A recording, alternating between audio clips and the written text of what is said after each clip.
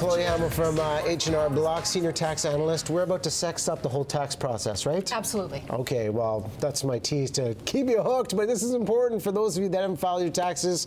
Let's start with the 5 most overlooked tax tips, and number one thing, medical expenses. Yeah, people don't actually think that they amount to anything. So you have to look in some of the smallest places to find them. So the 20% that your plan doesn't cover, medical expense. The premiums you're paying on your paycheck every 2 weeks, medical expense. Every single thing that's out of pocket. Absolutely, and that's the big thing is you get the statement from your insurance company that says, here, we covered all of this, and then they throw the statement away. There's money left. Don't forget the physiotherapist, chiropractor, the kids' glasses. Pulling them together as a family, better benefit, and it's always the lower income spouse that claims it because you get a bigger bang for your buck.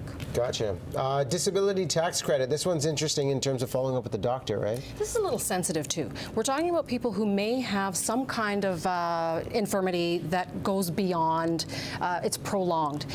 It doesn't hurt to apply to the CRA to see if you qualify for this credit, because if you do get it, it's about $1,500 in tax savings, but there's a process involved. You have to fill out a form, the doctor has to complete it for you, the CRA has to approve it. We get questions from people who say, I'm collecting a disability pension. That doesn't automatically mean you're going to get this credit, but there's definitely money there, and you should take advantage of it. And how long should we keep our returns? A lot of people may file them and just think, okay, it's good, that year's case closed. How long should we keep everything on file as we go through this process? Well, here's the thing. The CRA generally goes back about 3 years if they're going to look at your returns to review. If they feel that there's any case of fraud or some misrepresentation, they'll go back an additional 4 years. So you should keep your things for 7 years so that you have everything together. And a lot of people don't put them together. And it's not just the slips. It's the tax returns, it's all the receipts, all the slips, and your notice of assessment and any other mail the CRA sends you with regards to that tax year. The bigger paper trail, the better. Claiming your income, and a lot of people say, well, I'm under the basic personal amount, I don't need to file my taxes. What do you say to that? Well, there are credits that are given by the government for low to no income kind of families, and that you should file to qualify for it. The problem we have is individuals will get T-slips. They might have worked for 4 or 5 different companies. They only got 2 of their T4s. They, well, I'll only claim these ones. I'll leave the rest till later.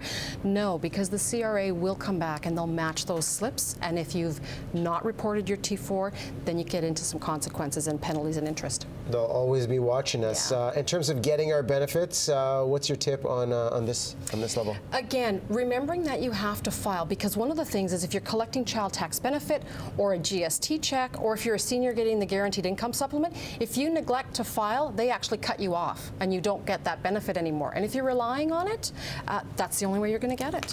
One of the interesting things is right now the dependent factor and the choice you make on this and what's eligible.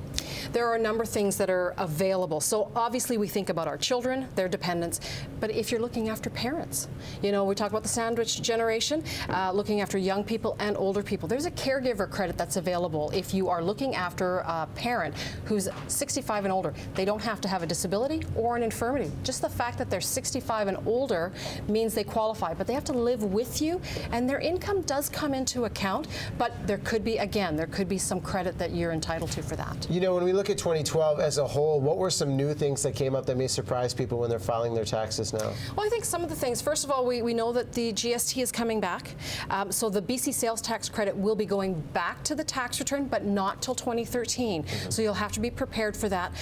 There will be some changes to personal amounts. One of the things too is the fitness credit that can be claimed provincially. I mean, that's a big one that we're probably forgetting about. So if you're claiming the receipts federally, remember to hang on to them and you use them on your provincial return as well. Great. HRBlock.ca is the website. You are awesome. Thank you. There's so much we can cover in such a short period of time, but there's a website to find out more information.